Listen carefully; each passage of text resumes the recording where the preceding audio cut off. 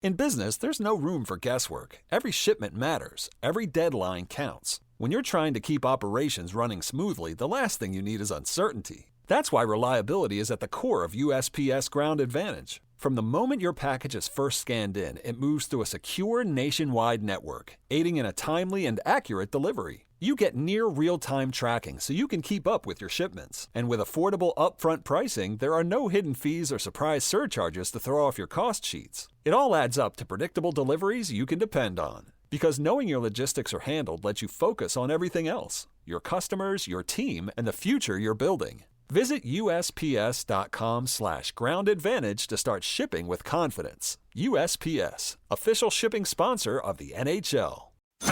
This is Money Moves on VSiN, the Sports Betting Network.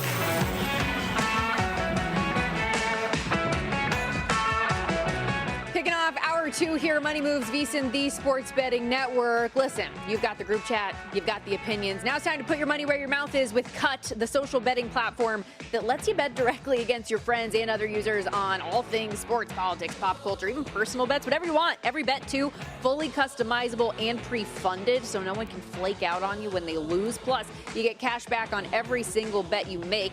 Check it out today using our promo code VSIN, that's VSIN, because that'll get you a 20% deposit bonus on your first deposit. Download Cut today at KUTT.com or in the App Store and use that promo code VSIN. A couple of things for you here.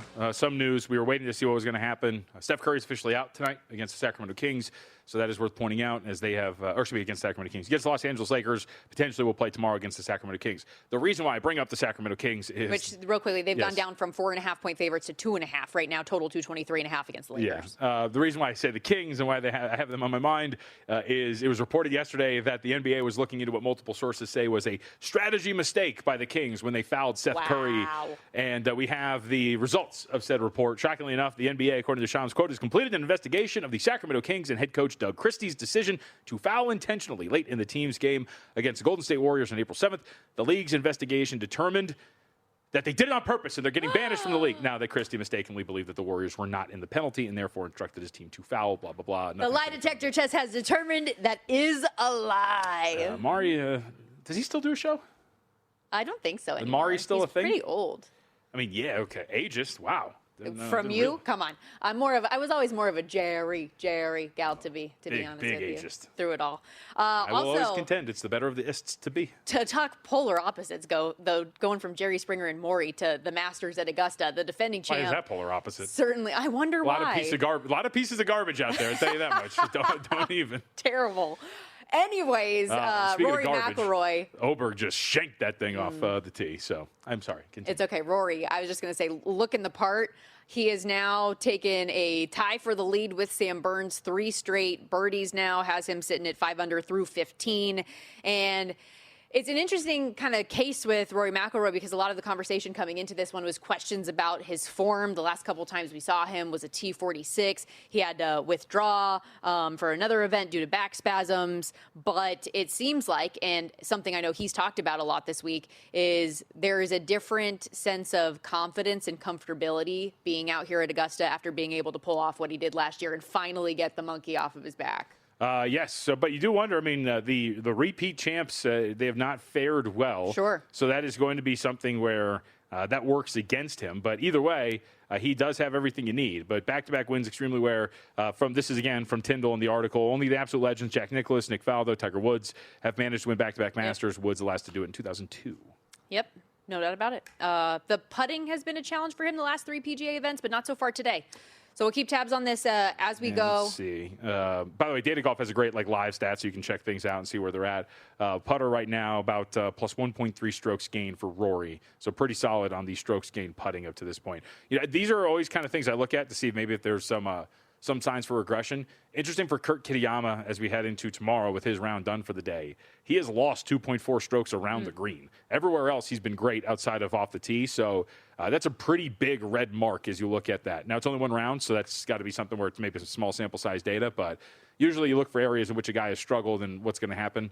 And that is one that is worth noting here for Kitayama as you head into tomorrow. Yeah, he is 3 under final. He and Day both final now at 3 under among a group of guys that are tied for third. Patrick Reed in that group through 17. So he approaches his final hole. Aaron Rai, Ludwig Oberg, who you just mentioned with a troublesome shot, and Scotty Scheffler as well, 3 under through 5. So a good start for him with a birdie on 2, an eagle on 2, and a birdie on 3. We'll keep tabs on this, obviously, as we go throughout the course of the hour. Also coming up in about 25 minutes, Josh Inglis of Covers.com. We're going to talk through an MLB play that he has a little bit later on in the afternoon slate. We've got 3 games going on right now, but still 3 more to come later on in the day, which we'll preview, and as well as talking plenty of NHL. Josh does a great job covering the National Hockey League as we're in our final week now. 1 week from today, we will have this thing wrapped up in the National Hockey League. Obviously, the NBA, only a couple of days left as well. Sunday will be the final day of the regular season.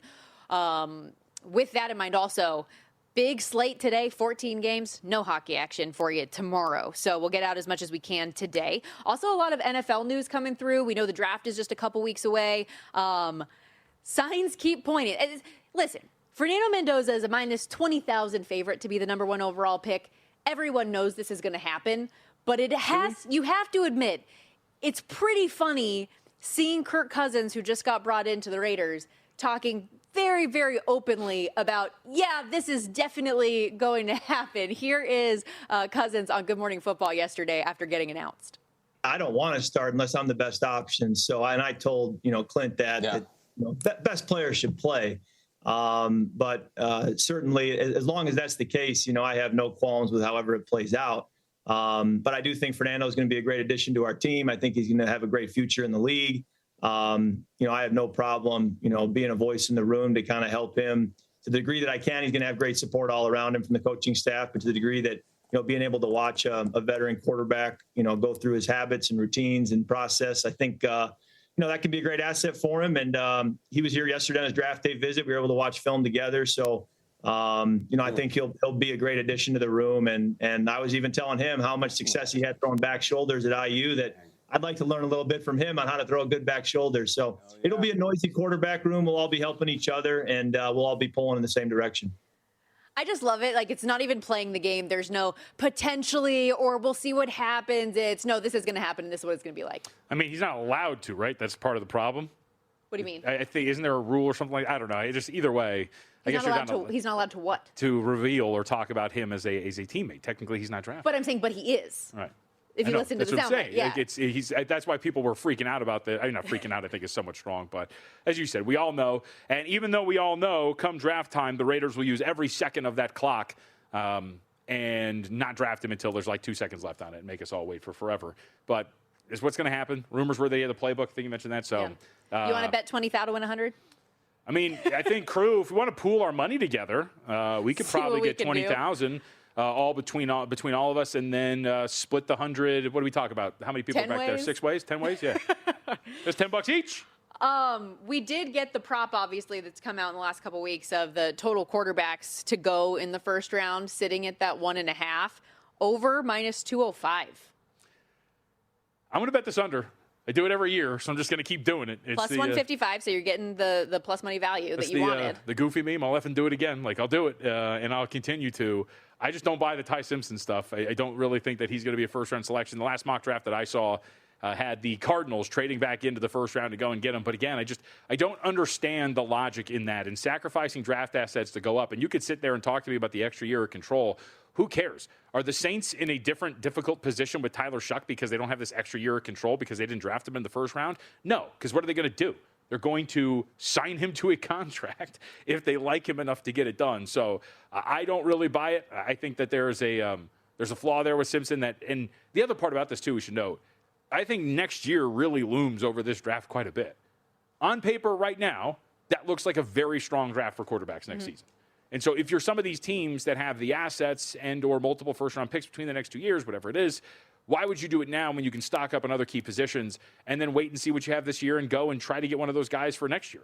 The Jets have loaded up on assets. Other teams have done it, where you can even move up in the draft to go and get one of the guys a season from now. So I just don't really buy it. We'll, again, push this on the under. We'll see what the market does by the time we get to the draft. I think a lot of people like to bet this thing over. We generally see it go in that direction, but I don't I don't really buy the fact that that's going to happen, as usually is the case for me. Again, if you agree, it's just going to be one quarterback plus 155, bet 100, win 155 back. The draft position for Ty Simpson sitting at 24.5.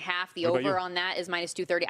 I would take the plus money on the under before I would take the over as well. We saw the odds board there a moment ago for the team to be drafted by odds and the discussion about potentially the Cardinals. They are the favorite at plus 115. The New York Jets plus 175, Rams 4-1, Browns plus 750, Steelers plus 850 before you get into the double digits. One other quick draft story update that we got this morning. Miami offensive tackle Francis Mauigoa, likely the top, not likely, I mean, he's the top tackle in the draft, attended combine medical rechecks today to have his back examined, reportedly had a disc issue that had caused him some issue throughout the back end of the regular season at Miami. The rechecks, for anybody who doesn't know, there are a handful of players at the combine in February where NFL teams might just request another look at some things. So they go back to Indy, they get more imaging, they get more testing if something was flagged. And that was just the case for this. He had no problem doing it. And we got an update from Mike Garafolo that no new issues or concerns did come up in this. Mauigoa is a minus 300 favorite to be the first offensive lineman drafted.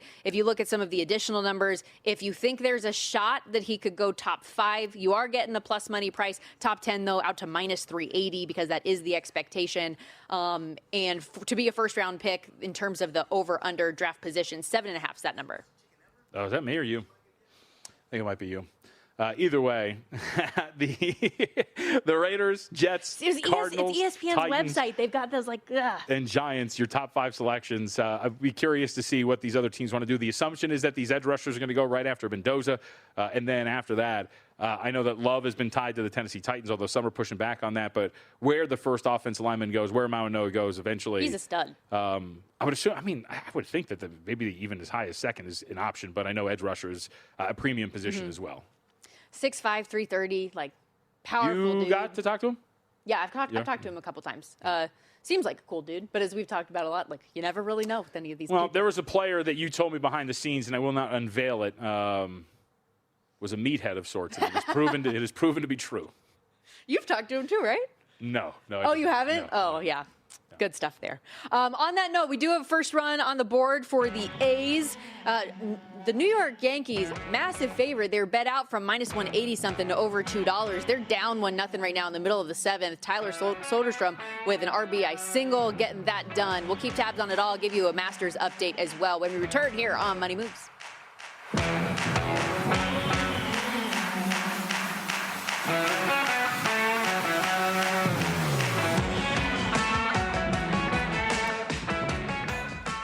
So you're listening to this podcast because you want an edge. But what if I told you you're only halfway there? You've got the mindset. Now it's time to get the toolkit to match. Here's the thing. Pro bettors spend thousands on data and tools. But what they don't want you to know is that you can get the same edge for a fraction of the cost with VSiN Pro. VSiN Pro gives you access to expert picks, public betting data, prop projections, powerful tools, analytics, and more. Just tap the link in the description and see why thousands of bettors are already using VSiN Pro to cash more bets.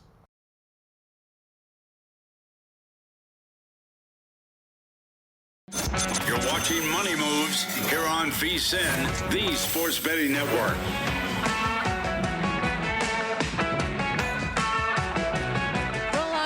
Masters Thursday edition of Money Moves coming at you live from downtown Las Vegas, Circa Resort and Casino. Thanks, everybody, for following along with us. Remember, if you ever missed the show, want to catch back up, you can always get Money Moves in podcast form wherever you get your podcasts as well. Stormy, Buonantony, Jonathan Von Tobel with you. Coming up in 15 minutes, Josh Inglis of Covers.com going to help us break down the NHL. He's got a baseball play as well, as we've got 3 more games set to get underway a little bit later on in the afternoon. Three in the early window, 1 already done. The Marlins beat the Reds 8-1. 2 in action right now. Twins up 1-0 on the Tigers. A's up 1-0 on the Yankees as well, bottom of 7. And we were just talking with our producer, Johnny, a moment ago. Yankees somehow still don't have a hit in this game. Yep. It's been pretty rough so far for the New York Yankees. Good pitching matchup, if you like that sort of thing. But New York offenses hit a little bit of a rough patch over the last day or so. Yesterday losing 3-2 to the Athletics, and now here another big dog potentially cashing. And speaking of big dogs, by the way, how about the Rockies? Did you see this yesterday? Are they at 3 in a row? 4 in a row? Yeah, the Colorado Rockies. Right? The sweep. The Colorado Rockies. Come on now, they're live. They'll probably end up only winning about 50 games or so, but good for Colorado to get the sweep of the Astros. And do we get to pat ourselves on the back? For what you said Monday? Do you remember Call Me Crazy on Monday? Said they're frauds. The Astros are frauds, and we will soon learn that to be the truth. And sure enough, we have, as they go and get swept on the road against Colorado. Yeah, so a 4-game win streak now for the Rockies, 5 of their last 7 as well. They are in action today as a dog against my San Diego Padres. What is that price? San Diego minus 207 on the money line with Randy Vasquez going. You can get the Rockies plus 169, lower-ish run total. I guess pretty standard, 7.5. Did you see the down from 8 though? Did you see the new? Is it the City Connect uniforms? No. Padres got some good ones. Everybody likes to complain about everything. I think they're all fine. Padres are pretty clean, though, I would say. I like the ones that they used to have that were the like pinkish. Yeah, the color. The Mexican flag with the highlighter colors. It was like pink, white, green. Nice. Very good, very good. You're a big uniform guy. You're like a Love gearhead. uniforms. I mean, I don't know if I'm a gearhead, but you know how it goes. Look good, feel good, play good. And I'm a fan of all white. I believe the all white look is very clean, although it does obviously get dirty very quickly. I don't know if you know this, but I was the defensive coordinator of the Henderson Colts many years ago. I did know this, actually. And, I've heard it, unfortunately, several times. We may or may not have won a championship with me calling the defensive plays, but I did push that year for all white uniforms with blue trim, and I was told no. Are you in coaching like the guy who said, man, if I didn't have that injury in high school, could have gone pro? Are you that, but with coaching? No, not at all. I'm a cerebral guy, so man, it's all... I got pulled into this madness from Starbucks that now I'm working in media, but man, I could have been a defensive coordinator. And remember, in the NFL. no other training whatsoever, just pulled straight from Starbucks because Bill 80 liked how well I made his espresso.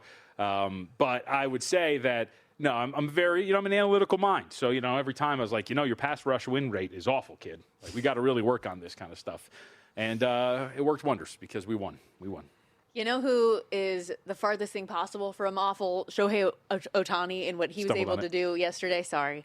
No expletives from Shohei yesterday, huh? After dropping a massive F-bomb the other day. He heard too many people were able to say that he had good English. He didn't want to go down that road again. But he extends the on-base streak to 43 straight now. Tosses 6 innings, gives up just 4 hits, 1 run. He's minus 170. Already. More than just over a week into the season for NL MVP. 7th on the board, too, for Cy Young at 20-1.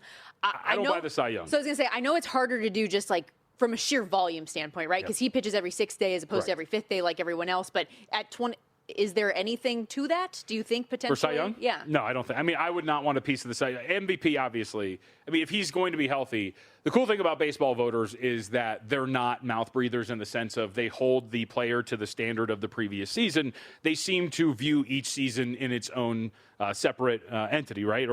Right, exactly, actually. Not like, for example, Nikola Jokic, who has to be, for some odd reason, according to basketball voters, better than he was a season ago, even though it's a regular season award for that year. So the bet on Ohtani to win NL MVP is just that. It is hey, man, he's going to be healthy and he's going to be able to continue to do what he does. And on top of that, now he's going to be pitching. I think for the pitching, though, we talked about this with Adam. I can't remember if it was you weren't. I think it was the week you weren't here, one of the two. You have to hit certain benchmarks. The 200 innings pitched, those sort of things are pretty important for winning Cy Young. And I doubt that he would be dominant enough over a much smaller sample size that they would overlook that and give him Cy Young as well. So if that's the case, then I would be looking other places for the award in the National League Cy Young, in the Cy Young race. All right. Dodgers not in action today, but we still do have a couple more games that we can dive into. Diamondbacks and Mets, New York getting bet out here from around minus 160, minus 163 out to, I'm seeing minus 181 now in favor of the Mets with Nolan McLean on the hill. Eduardo Rodriguez going for Arizona, run total 7. Anything stand out to you here? Not so much with this one. I didn't really have much on it, but I will say this, a couple of things. Eduardo Rodriguez, he has been awesome. So the projection for him was supposed to be like, ERA in the 4s, whatever it was. The World Baseball Classic had some pretty good showings. 12 innings pitched and 2 starts so far. The dude has been lights out. The strikeout numbers aren't there. Like, he's not commanding, or he's not getting swings and misses. He's not getting the actual strikeouts. But the command has been better than it was a season ago. You do expect that maybe you're going to be got a little bit more on the balls in play. But hard contact, Stormy through 2 starts, he hasn't given up a barrel yet. Hard hit rate is very low here. Just a quarter of the balls that have been put in play have been considered hard hit for Eduardo Rodriguez. So why not just continue to potentially ride this with the way that he has been pitching so far? I know from like a DFS or a fantasy standpoint, he's worth looking at, but I think he has been nuts. And there's really nothing in the underlying metrics that would tell you that he has been playing with fire, deserves at some point some sort of regression. He's been pitching pretty well, even going back to what we saw before. So I think Rodriguez is maybe worth a small sniff here if you're looking at it and buying in. Now, let's go back to what we talked about, though. So much of that is about Rodriguez. So how do you do it? Maybe total earned runs under, something like that. But I think Rodriguez has been pitching really well that he's going to put the Diamondbacks potentially in a position to get this thing done here today. The earned runs number 1 or fewer, plus 130, 2 or fewer, minus 170 for inquiring minds there. And this will wrap up what is the 3-game series at Citi Field. We'll see if Arizona can make it 2 in a row after beating the Mets yesterday, snapping what was a 4-game win streak. They won that game 7-2 in the plus 150, plus 160 range available right now to close out that game. Why are you laughing? This might shock you, but Chris Massaro is listening. This also might shock you. He hates the Padres uniforms, including the ones that you were referencing. Chris, don't be a million years old, okay? Like, come on. You can have a little bit of flair. You can have a little bit of fun. I feel like some of these guys, like, are you just supposed to just dress in, like, just dress in the grays and walk out there and that's it? Well, and I do. Like, I love the classic uniform, but it's okay to have a little fun every once in a while. Home whites, road grays is what he says. Like, that's so boring. Who cares? Paul Kappas also tweeting at us, said, yeah, the Rockies sweeping the Astros on their way under 86.5 on the win total. Long way to go, but 3 losses to the under bet, feeling good. I mean, three losses in which they were favored. Those are very big losses for you on a win total like that. So, again, you can sit there and say it's April 9th. You don't get these games back. Yeah. So these do matter when you're talking about win totals, as much as people want to sit there and poo-poo it. We have plenty of runway, but the fraudulent Houston Astros, good to see the downfall. Come on. We'll talk White Sox Royals coming up in the next segment with Josh Inglis. Did want to ask you, though, about your Angels and the suspension that we saw. Got their rear ends kicked yesterday. Reed Detmers, we'll talk about that in Best Bets, but did not go well for Reed yesterday. I saw Ronaldo Lopez got his docked. Reduced to 5. Yep. Soler, I haven't seen an update, but I know he's waiting. He appealed as well. Yeah, he did appeal. I haven't seen an update on Soler. They were both given 7-game suspensions, like I said. Lopez down to 5. Soler still wait and see mode on him right now. But what do you think? I mean, I don't think he's going to get punishment fit the crime. I mean, it was a little too much. Who cares? They got heated. He hit him with a baseball. He hit someone with a baseball. Yeah, like Ronaldo Lopez should be suspended from the league forever. But Jorge Soler, I mean, I don't know, maybe a game, maybe an inning. Just leave him out there. It's fine. He deserved it. Don't pitch inside. Like, the problem is, Lopez, like these baseball players, you get pissy because you got taken deep on your first pitch to Soler. How about don't suck and serve up a meatball so he can take you deep? So here are those numbers, because I know you brought them up yesterday about the advantage that he's had against Lopez. So he hits a 2-run homer in the first inning, which kind of led to all of this, right? But he has had a 609 average with 11 RBI against him as well in his career. That was going into that, right? Yep. Yeah. So it's... Don't be a hitter. By the way, because I wanted to look this up so you see some of the adjusted numbers. You mentioned the price you saw on Ohtani to win MVP was minus 170? Yeah. It's up to... FanDuel's got a minus 210 already. Sheesh. To win National League Yeah, the MVP. price I was referencing was DraftKings. So followed by Ronald Acuna at 10-1, Juan Soto at 12-1, Corbin Carroll 13, Francisco Lindor at 30. So early on, the market is drawing a small line. But I think that's probably it's a will he stay healthy bet. I know that Connor Griffin can't bet.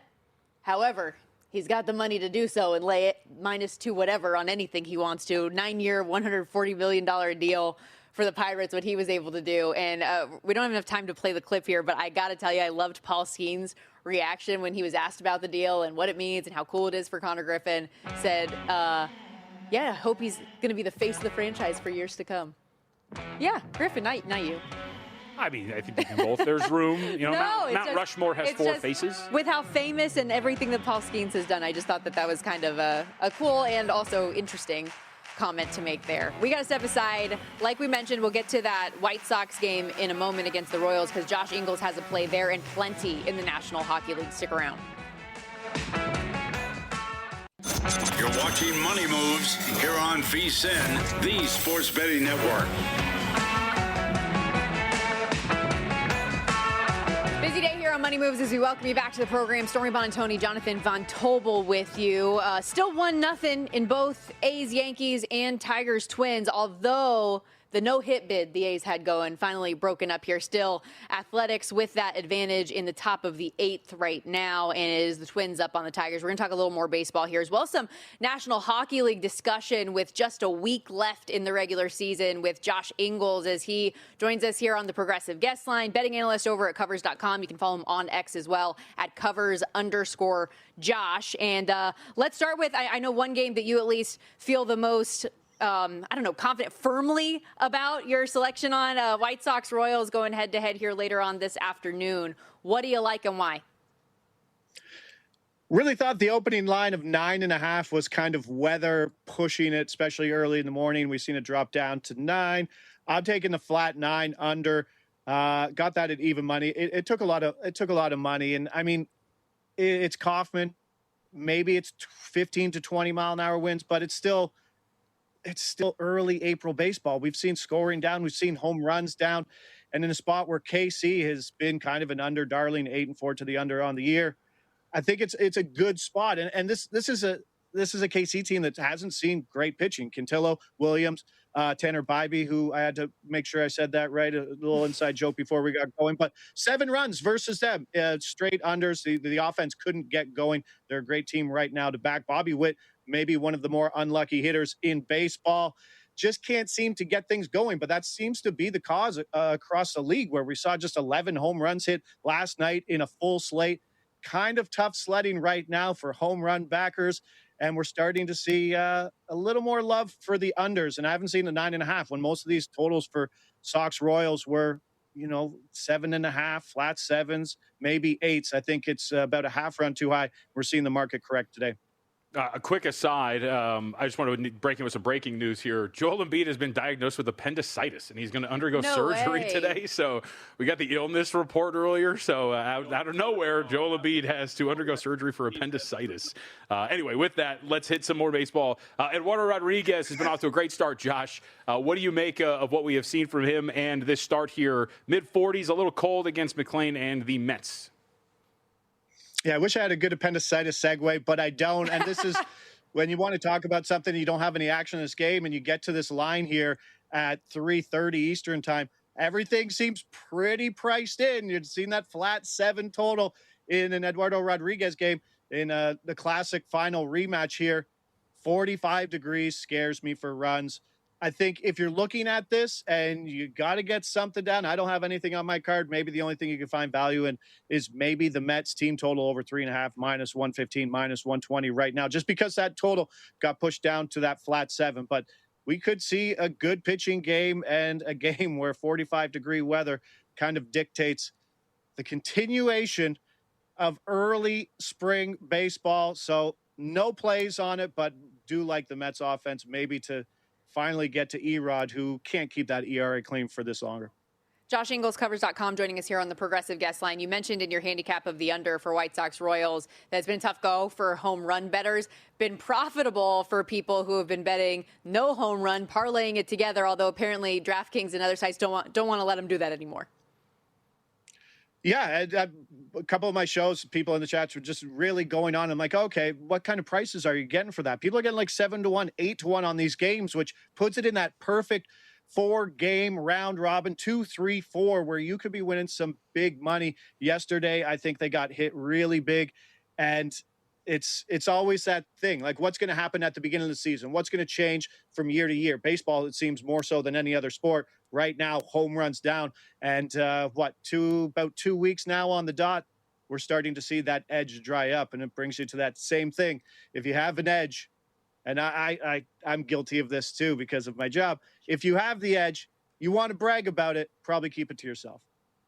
Gleyber Torres, by the way, sack fly to get the Tigers on the board, so we're tied at 1 against the Twins in the top of the 7th inning. But, Josh, let's shift gears from a little MLB talk to the NHL, which I know is a sport that's near and dear to your heart. We do get the debut of Pete DeBoer behind the bench for the New York Islanders today, taking on I think, struggling, reeling, whatever you want to call them, Toronto Maple Leafs right now. And with that, they're big favorite, minus 270. But we know this post-firing coach bump is always a thing. Are there some angles and ways that maybe we can bet or back the Islanders today without having to pay such a hefty price, or what's the approach? Toronto's dead. Toronto no-showed yesterday. They've fired their GM. They're looking for things. They're not sure about the coaching situation going forward. It's a locker room that wasn't close and now will not be close down the stretch here. They're a team to fade against. The Islanders are in a really weird spot because once DeBoer came on, he had like 4 days of practice, which doesn't really exist or hasn't exist in this NHL slate season with a ton of games, just so close because of the Olympic schedule. But here we are, coach bump. I mean, it's less than $1 on the puck line for him. It's tough sledding there. Go to the point props. Ritchie, Shen, Barzell. Top line, all power play one correlated. I really think the Ritchie points are still mispriced. Hockey takes so long to adjust to the actual fair pricing. Ritchie about plus 105, probably should be minus 125. You can get that whole line right now for plus 250. Then you're like, okay, let's get really greedy. Let's go get Ritchie and Shen correlated again for an assist each, plus 375, and you don't want to be left. Maybe that line doesn't get going. Take Lee and Holmstrom for a point. They're on the top line with Horvat. Any line can score versus this Leafs team. They're plus 220. So loading up, but trying to find in other markets outside of obviously the big three. Points, top line, and Lee and Holmstrom on the other line. PP2 correlated as well. Another big favorite today on the card here is the Ottawa Senators, over $3 favorites. How do you attack this one against Florida? Florida's a cooked team too. Like their list is just extensive. They've given up 18 goals over their last 3 games. Kachuk, Ekblad, Erod, Reinhart, Barkov, Lundell, Marchand, Balinskis, they're all out. This team wants to race to the bottom of the East just like Toronto does. Not much playing for it. And Ottawa, on the other hand, is maybe the darling of all the books. There's not a team that the book likes more that has probably underperformed this year than the Ottawa Senators. Once they get good goaltending, this is a dangerous team you probably don't want to face in the playoffs. Seen Tim Stutzle's point prop go up from 0.5 up to 1.5. So let's go second line, PP1 correlated. We'll get Brady Tkachuk, Dylan Cousins, point each, plus 125. Should see 17-plus minutes. Wouldn't be surprised if Ottawa could flirt with 5 goals in this game. Let's keep it out east. The Flyers are hot. Red Wings are not. Meaningful points on the line for both when it comes to the playoff picture. What's your evaluation tonight? Philly's a wagon. Philly's right in that Ottawa theme of like you don't want to play them in the playoffs because this team is hot. In Detroit, if you've seen their March numbers over the last 4 years, this is a team that has continuously faded during the most important month of the season. Over the last 4 years, Detroit 17-40 straight up. They're going to get Steve Yzerman fired. They have to. Detroit fans can't be happy with this team continually doing nothing. Philly's a wagon. They did lose to him last game, but I do like the price on Philly here. Minus 102, even money in places. Tyson Forrester's back 3 goals in 4 games, playing on the top line with Trevor Zegras, who has been incredible for this team. Pair together, plus 185. This is a power play that runs 1A, 1B units. So obviously PP1 is overpriced, but if they're on PP2, they're getting 45% of the time. Good look here at plus 185 for a point each. All right, what do we do? I wanted to go ahead because we talked about this. I'd love to get your thoughts. Big picture, McDavid goes from 15-1 to about plus 350 for this Hart Trophy. Do you believe that move is apt? Should we be looking somewhere? How do we handle this market? They're funny markets because the people who vote, maybe the bettors are smarter than the people who vote sometimes. The narrative for the people who vote, I think there were 199 votes last year for the Professional Hockey Writers Association who do pick the MVP stuff. But Connor McDavid is hands down. We saw it in the Olympics. He's the best hockey player in the world. He's tier 1 versus tier 2. 5 points last night. They scored 5 goals. He's playing with Matt Savoy and Podkolzig. He's got nobody. Draisaitl's gone. He's got no goaltending. This is a guy who has a gear at 10 and can go to 12. He is the most valuable player, and we're starting to see Kucherov and McKinnon fade. I still think it's a good price at plus 350 because I think he should be kind of where Kucherov is. I think the 3 of them should kind of be in that plus 150 range if that math works out for the handle there. But I think he's still maybe 200 points short. He's going to take this team. And if they win the Pacific, then it's more of a narrative for sure. Well, and that's actually what I said to JVT a little bit earlier, was that if he's able to continue to put the team on his back for them to win the position, to win the Pacific these last couple games, it's just another feather in the cap for what he can do. Josh, you're awesome. Thank you so much for the time today. We appreciate it. Hey, appreciate it. NHL playoffs coming up soon. That Saturday, first day, best day in hockey. Looking forward to it. Take care, guys. Have a good night. Let's go. Yep. Josh Inglis does a great job again over at covers.com. Make sure you check out all of the work, daily live streams covering both like MLB best bets, NHL best bets each and every day. So make sure you head over there when you can. And I do have a play as well in that Flyers Red Wings game. I don't know. I mentioned this a little bit earlier, and we'll obviously do our best bets next segment. I feel like with the way that the Flyers are playing right now, the pricing is just a little bit disrespectful, like people don't believe it's real for some reason. Okay, we got to step aside. We will hit on that. We'll give you the latest from the Masters as well when we return. Stick around. More Money Moves after this on VSiN, the Sports Betting Network.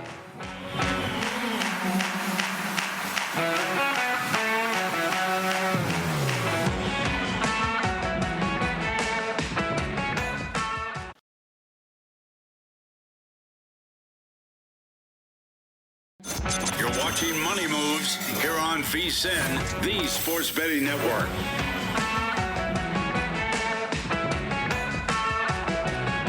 Wrapping up this Thursday edition of Money Moves live from downtown Las Vegas, Circa Resort and Casino. Been fun keeping tabs on all things Augusta. Rory McIlroy, by the way, on 18, tied for the lead as the defending champ with Sam Burns at 5 under. We'll see how this one plays out. Obviously, nobody at 4 under, but a handful of guys at T3 right now, including your favorite Scotty Scheffler, who's 3 under right now through 7, eagled 2, birdied 3, playing at par the rest of the way so far as he looks to close out the front 9 in a moment. Oh, that's another one. You can't say back 9. You have to say the second 9. We were talking earlier about the terms that broadcasters can and cannot say when you're out there at Augusta. But a fun day one, to say the least. We've had a handful of interesting moments. Shane Lowry with the early weird start where he 3-putts a 3-footer. Although he has climbed his way back, he's tied for 9th at 2 under as his day is done. Xander Schauffele hits a ball that ends up in a patron's bag. A lot of fun stuff today. If you say so. It has been fun to this point. If I say so. You don't think so? I mean, come on. I need some better performances from our guys out bore. here. Tommy Fleetwood collapsed down the stretch. I don't know if you saw what he did, but bogeys 2 out of the last 3 holes to fall to 1 under. Fairway Jesus, and not so much in sync today. At the beginning of it, it was fantastic, but not so much today. The rest of the leaderboard, not a lot of names that I really need up there, so please, come on, buddy. Let's pull this together. Minor hit and miss. Minwoo Lee really struggling, 4 over through 11 right now. Bryson DeChambeau has had a tough day, but I do have Xander Schauffele and Justin Rose as well, who are both in the top 10 where things sit. Schauffele, 2 under as he has done. Justin Rose, 3 under through 8, so still very early on in his day, a long way to go. So I'm kind of like 2 in and 2 out right now. Rory McIlroy looking a little frustrated with this most recent putt, so I don't know where he's at with this, but we'll find out. After we were talking earlier about how the putting has actually gone pretty well. Yes, today it has. But you know how Rory is. I mean, at times he is pretty up and down with the putter, so just need to chill out, a little zen, maybe do a little yoga. You're big on yoga now, so Rory needs Not as big as you. You did a full vinyasa when we walked into the studio today. I did a vinyasa earlier today in the studio, yes. And then what did I demonstrate? I can't remember. The triangle pose. Twisted triangle. That's right. Look at us go. I was pretty good. You were. I knocked that out real easy, buddy. When we were talking about Francis Mauinoa earlier in the disc issue he has, I'm wondering if I have one. I've always got back problems, but scoliosis. Yesterday I did it, and I have scoliosis, so that doesn't help. Make sure you announce that. Maybe that'll deter some of the letters and freaks out there. That's not for public consumption. That said, I did a hot yoga class because you've been very inspiring on your health journey, and I know you've been mixing yoga in a lot to your workout process. I did a hot yoga class. Not only did I think I was going to pass out on multiple occasions, but the instructor, he did a tweak on me at one point that I fully thought my leg was going to fall off. It was very painful. Yeah. Move off topic. What? You're ruining everything. No, I'm just playing. No, I am with you. I like yoga. It's been very fun. Our producer just said drop the topic bar because it said Masters I when we were talking about I'm just yoga. messing around. It's an inside joke. That said, we do have a lot of best bets here to dovetail into. I got to go first. Yes, okay, I'm following the rules. All Go. right, I got to go first. Recap yesterday. Yeah, I was going to say we don't have to spend a lot of time on that, though. Angels. Can't say bad words. Angels get their skulls caved in yesterday. You said a word I thought was a bad word earlier. What did I say? That means, like... Complaining? Yes. Yeah, you're allowed to say that one.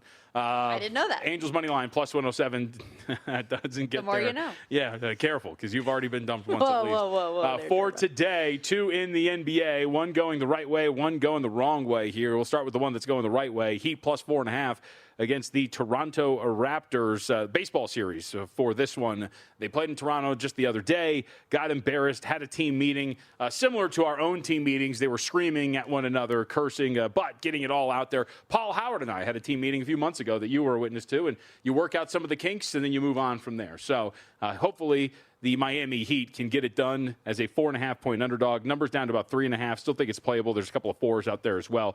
That's a number worth grabbing. The one that didn't go well for me here, played under 225.5 this morning. News is, and I should say, in 76ers and Rockets, news is Joel Embiid with the appendectomy that will happen today, getting his appendix removed. So he will not be out there. Not great for me in the sense of Tyrese Maxey and the 76ers. Pace really picks up. They get out in transition a little bit more without the big guy out there. So total right now is 227. And with the addition of Joel Embiid to the injury report, easy to scratch off. So I will just sit back and wait. Hopefully you can get lucky. But it does sound, as you go big picture here for just a moment, multiple week absence potentially. Not really great when the last day of the regular season is on Sunday and you have the play-in this week, so we'll see what happens for them. But right now, not looking great for the Philadelphia 76ers. It's always something. Speaking of injuries, I don't have a play in the Penguins-Devils game, but worth noting at least earlier this morning, it did become official that the Devils have shut down Luke Hughes. He's going to undergo a procedure and get a head start on rehab for the offseason. They're minus 108 dogs, short dogs, to the Penguins today, minus 112. Goal total in that one, 6.5. Again, nothing really that interested me there. As far as the recap from yesterday, we did well in the NHL, cashed both of the tickets. I joked about this earlier when I talked about the Oilers-Sharks game. Felt like a no-sweat, easy bet. You're a little over halfway through the second period of this game, and it's 5-2 in favor of the Oilers, so you get the over. But then it was scoreless the rest of the way, so ended up having to, if we did not get that final goal in the second period, who knows if that would have been a loser. But paying the juice ended up paying off for that game and for the Capitals, who shut out the Toronto Maple Leafs, minus 155. It's not always fun to pay those prices, but felt confident they could get it done. Wishing I would have just bet the puck line, but there we are. And so I am actually taking that approach today with the New York Islanders. We've talked a lot about this game. Pete DeBoer making his debut before the bench, the unique schedule spot that we just talked about with Josh Inglis, the fact that when they do fire Patrick Waugh, they have this extended time for not only the team to kind of get to know DeBoer, but for him to understand his personnel, how he wants to retool things for this one. Instead of going money line, instead of going regulation, just because it's so pricey, roll in with the puck line here. You see minus 105 on the screen, but you can get even money in some places as well. So shop around, as always, try to find the best opportunity and best number that you can get ultimately on that one. The Toronto Maple Leafs are just in such a bad spot right now. They're losing games at will. The only game they've won recently is that redemption spot that they had against the Anaheim Ducks. So they're flailing. Time to fade. I do like the under in the Wild Stars game as well, under 6.5. You have to pay a little bit of juice on that one as well. But we talk so much this time of year about the potential for playoff atmospheres. And this is one of the first round matchups that we're going to get. And points are important right now, even still with this matchup, because home ice has not been determined in that first round series. And I mean, these are two really good teams, two teams that are very capable of playing good defensive hockey as well, even though I know for a long time we're talking about all the goal scoring prowess that they have. This feels like more of an under to me, and I think it's juiced rightfully so on that side. So I'm willing to pay the minus 135 for it. And then as far as this Flyers team goes, we already cashed a ticket on them earlier this week, going back to the well on the money line once again. And I hope they get it done against the Red Wings. And I know you do too, because you want them to continue to lose games. But I feel like they're playing just such good hockey right now. The Devils aren't. And I know that the Red Wings are wanting and trying to do everything they can. They've had back-to-back heartbreaking losses now in the final moments of games. I'm just not sure they get off the mat for this one against a Flyers team that's playing with some confidence and wants to really cement their spot and be in that third spot in the division as they get to the postseason. So a lot of this is kind of strategic angles more necessarily than matchup stuff, but that's the way I'm going. Again, Islanders on the puck line today against the Leafs, Wild Stars under, and Flyers to get it done on the road in Detroit. Okay, like it. Hopefully you're right on the Flyer. I mean, I hope you're right on all of them, but the Flyers. Thank you. Specifically. Good teammate. Yeah, we'll see if we can carry over the momentum from yesterday, because that was a similar way that I approached the card yesterday as I am today. And I think that's kind of the way you have to do it at times. And I don't know if it's the same way for you in the NBA, but as you reach the final week of the season, strategically, you look at the games a little bit different. I do like that word. Yeah, of course. I mean, you know me already. You've made fun of me the other day. I'm very selective anyway, so you got to pick and choose your spots. If you look at our Total records plays, that we have been keeping track of since the start of football season here, I was out for 2 weeks, and I still have significantly more bets than you did. But you're doing well. Got to be selective.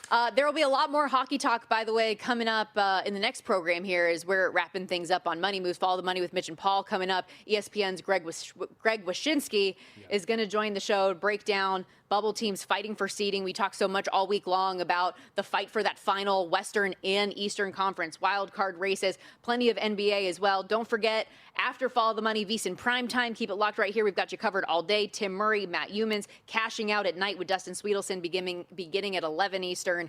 And obviously a lot of live Masters updates and conversation, potentially some live betting angles as well that you can carry in beyond round one. That's a wrap for us today, though.